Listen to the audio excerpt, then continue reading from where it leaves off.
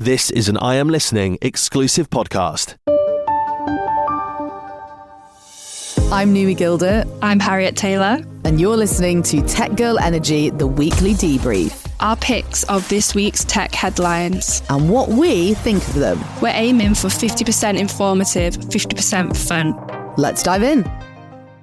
Hello and welcome to this week's episode of Tech Girl Energy, the weekly debrief. You've got myself and Numi here. How are you, Numi? I'm good, thank you. How are you? I'm good. I think we've got some really interesting stories to talk about this week. Yeah, let's get started with the first one. We were so excited about this story. We started talking about it before we'd even hit record. Yeah, we've had to sort of contain our excitement, shall we say? We'll call it that, just to save it so we can talk about it here. But basically, the title is Stunning or Rubbish. Jaguar's new concept car divides opinion. Now, I have been seeing this all over my social media, including LinkedIn, actually. Just wanted to get that in there.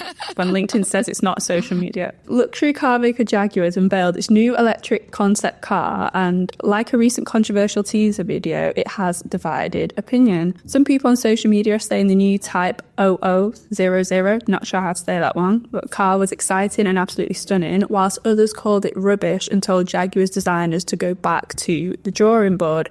However, the car maker has suggested the reaction is exactly what it wanted as it tries to reset its brand to revive sluggish sales. Now, I'm sure you've seen the images, Naomi. What are you thinking when you see them? So it's always hard with this, isn't it? Because it's a concept car, so it's not going to be production. People aren't going to be driving these around. And I always think with concept cars, they always look a bit more futuristic than... Yeah. Do you remember the Audi concept car? Was it like the A9 or R9? Vaguely, yeah. Like this was years ago, and it looked like something out of a Blade Runner movie, and we don't have that car now, and that was like 5 years ago. Yeah. We still don't have cars that look like that. So with a pinch of salt, however, and I don't think it's helped by the fact that it's only in two colours, London blue and Miami pink. I do think it looks like a Barbie car. I'm here for it, right? Because again, I knew you would like it. It's a concept car though. So if we think in terms of I just want to sort of think of a fashion show, right? Like high fashion, couture stuff that goes down that catwalk is not intended for everyday wear, is it? It's intended for maybe special events or more of an artistic expression of what the designer is thinking. It's not a ready to wear collection, right? So if car makers are coming out with these concept cars and they're not mass producing them, why can't they do something a bit wild and out of the box? Why can't they be who they want to be without having to always cater for the bottom line and what people might want? Because the only way we're going to sort of develop artistically and creatively from an automotive standpoint, and again, we can all argue that it's all mechanical and engineering and stuff, but you can still make things look good and design the way they look. You're never going to be able to progress and develop new types of looking vehicles without trying things like this. Yeah, you kind of almost have to go too far out there and then scale it back. Because look at the Teslas. Do you remember? I can't remember what they're called, but the truck looking ones. The Cybertruck. Nah. Yeah, people use them. Yeah, I don't want to get cancelled, but my opinion of people that decide to drive Cybertrucks is not particularly high. Yeah, no, I get that. I mean, it's been interesting. You know what? I need to get this word interesting out of my vocabulary because I say it too much. There's definitely other words I can use. But seeing all the online discourse about this, especially what you see on LinkedIn versus what you see on X or Twitter, whatever you still call it, is... just reading about it, it is very, very controversial. And there doesn't seem to be any middle ground. There's people proper defending Jaguar as well and being why can't they do this? And there's other people being ew, yuck, not for me. People are vocal about it. And I think it's quite a genius PR move on their part because even if people hate it, they're still talking about it. Yeah. And that means that people are going to be thinking about it. Yeah, and they've said this in this article.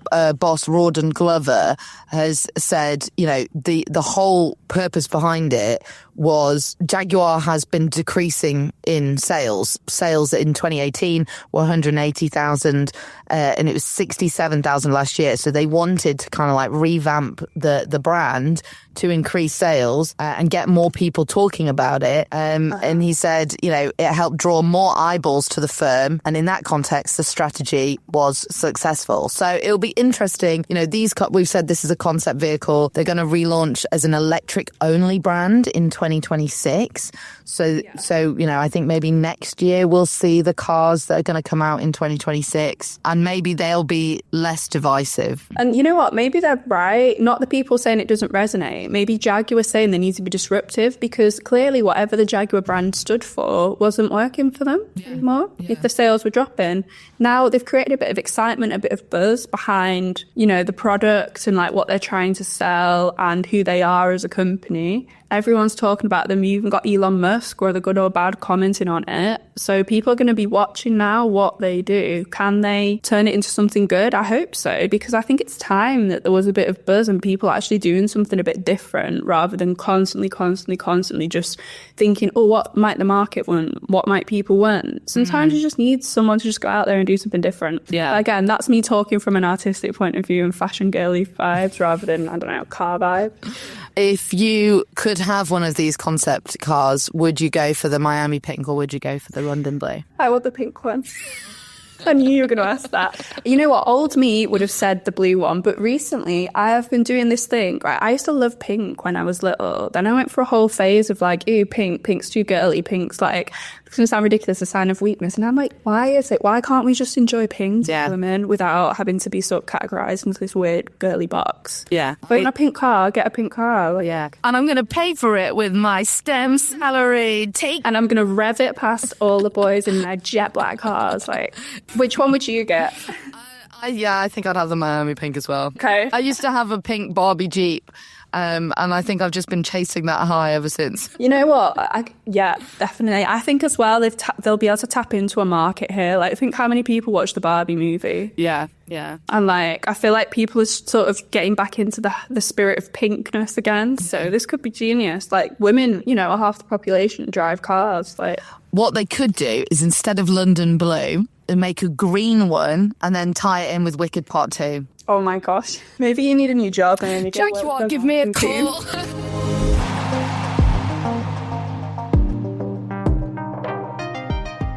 All right, let's move on to our second story today. Now, we've kind of touched on this a few times in different episodes. There's a big conversation about the power demand required for AI. It has a huge computational cost, and there's a lot of companies that are talking about it. We talked about Meta, their data center. They wanted to build a sustainable data center. They couldn't because of a rare species of bee. So there's a lot of companies that are already taking measures because also they've committed to measures to help the climate. And then they've also started developing AI tools. So how do you balance it? Exactly. You've got to balance these two things. So Amazon this week has been announced that they're teaming up with a startup called Orbital to help remove CO2 from the air at one of its data centers. So Orbital is a carbon capture startup. So it helps create kind of like this material that will capture carbon in the data center. And it's kind of an interesting technical situation, because apparently one of the carbon capture's biggest costs is creating enough airflow so that the sorbent material can absorb carbon dioxide effectively. And then data centers naturally have cooling systems to move massive amount of air to keep the servers running at optimal temperatures. So it's almost a perfect symbiotic use case. Yeah. Wow, okay. That's really cool. Yeah, it's kind of amazing that it's like, oh, well, we need to get rid of CO2 and offset the carbon costs. If only we could be moving a large amount of air. Oh, wait, the thing that we're using all of this carbon for moves a lot of air around. Like, it's kind of crazy. So it's a material then? This is a material? Yeah, so apparently it's an absorbent material that can capture carbon dioxide, but that air needs to be pushed over that material. Directed through it. Yeah, exactly. I wonder, like, how much can this material absorb? Does it need to be, like, I was about to say ringed out as if it was cloth. Do you get where my thoughts go? Yeah, absolutely. Yeah, or is it like can it be reused, or is it a one-time only thing? And how do you then, like, repurpose it, or what do you do with that captured carbon? So I don't want to say the word, but this is interesting. Like, there's a lot they could do here. I'm feeling it. So apparently, Amazon isn't the first company to team up. That Meta and Google have been exploring these partnerships as well. But I think it's a really important development that needs to happen. And I think it's great that these companies are, taking it seriously on what they can do and how you can do it in a smart way. That, I think this is what's really cool about this case is using a feature of the data center already, like the cooling systems, to be able to implement carbon capture is cool. I think it's cool. I think we're going to start seeing more and more solutions like this. Maybe not the same, maybe a bit different, but I'm glad that people are starting to think of the end cycle of products. I watched a really cool Netflix series can't remember what it's called, which doesn't help us, but it was new and it was about, I think they released it before Black Friday because it's about consumerism and people that work for big companies like Amazon and stuff like that, not thinking of where all the products that people are just ordering for next day delivery end up in landfill afterwards. So I think there's definitely a discussion being had on when we create things, what do we do with the byproducts of, what we created, and after it's been made, what do we do then with all of this sort of material, like organic or like even like, I guess carbon in this case, which is organic too, or like, electronics, like what do we do then? Yeah. Because I guess we are starting to pile up all of the stuff we've been making over the last 100 years or so. Yeah. But then we had stories like the other week, those robots that are taking materials and circuitry apart to help reuse them. So I think there is this wide discussion, wide development to kind of address these problems. And we'll see what happens.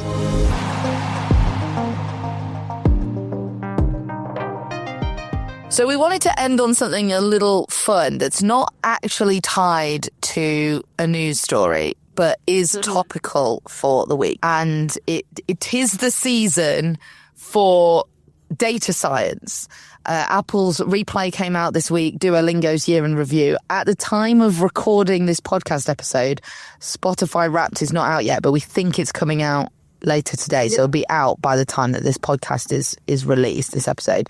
And I think it's just interesting that, as our world gets more digital, we have so much data and we have then just become fascinated with reflecting back on this data about ourselves.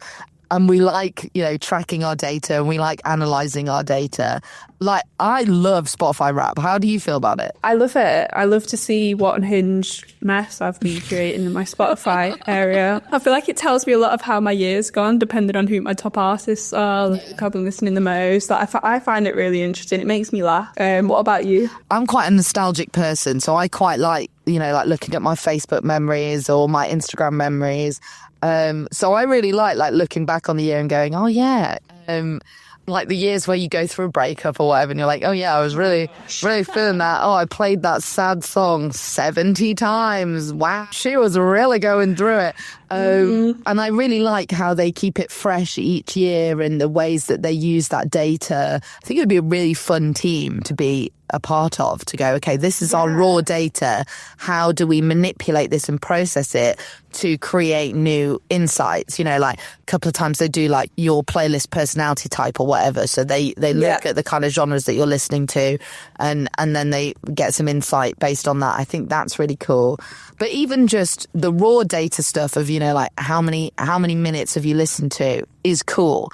So we were thinking, there's loads now. You have obviously all the music ones. Spotify is where it kind of started, but you've got Duolingo now that tells you I'm a top 3% learner in French on Duolingo, which I'm pretty impressed with. But you have like Sainsbury's do one where so they'll tell you if you're like a top buyer of something in your area. And what other ones have I seen? Oh, Monzo do one, which is actually kind of depressing because that just tells me every year that I spend way too much money on coffee.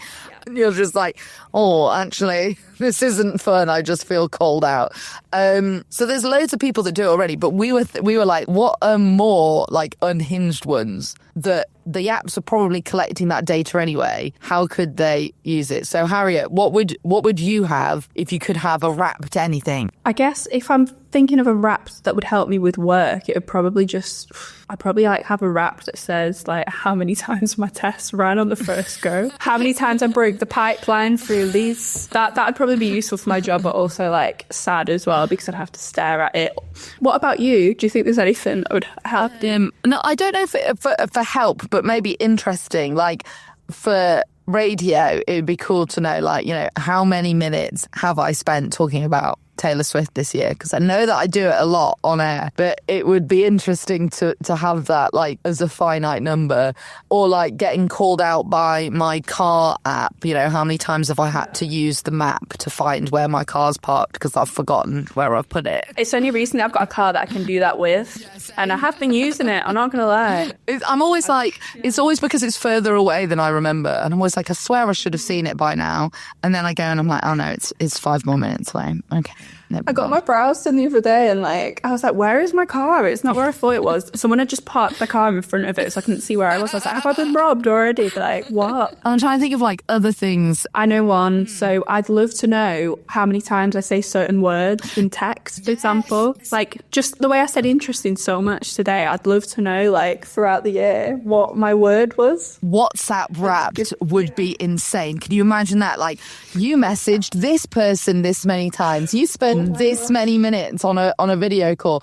You used interesting. That would be wild. And emojis as well. Emojis, that would be so good. Potentially dangerous though, because you could imagine you'd just get so called out. You'd be like, okay, I need to stop talking to that person. I used the aubergine emoji 50 times in one conversation.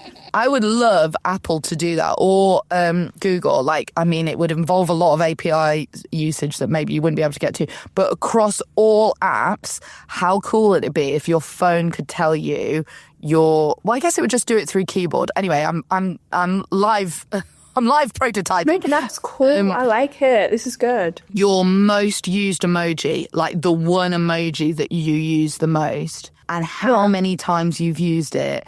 Because I think that could almost be a reflection of your year. I think it would, because you communicate so much by a phone now. I think you'd be able to do it using the data from your keyboard, because you know how it shows your suggested emoji. Yeah. Or like most recently you use it. It's got to keep track of it somewhere. Yeah. So I think it's doable. Whether they'll do it, who knows? What do you think your emoji of 2024 is? I use the the side-eye emoji. Yeah. I use that a lot.